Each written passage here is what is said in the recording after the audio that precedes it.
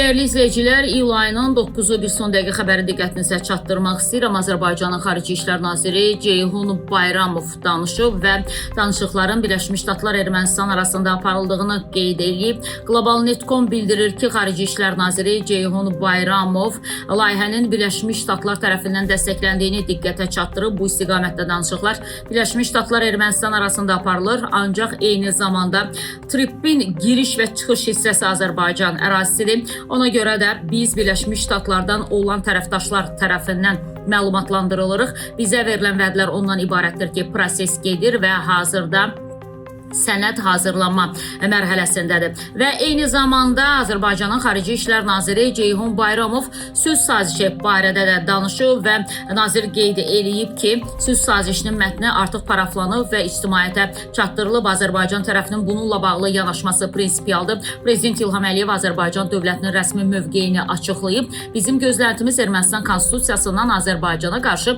ərazi iddialarının çıxarılmasıdır. Bundan sonra sülh sazişi imzalana bilər deyə Global.net.com-un yaydığı məlumatda qeyd olunur.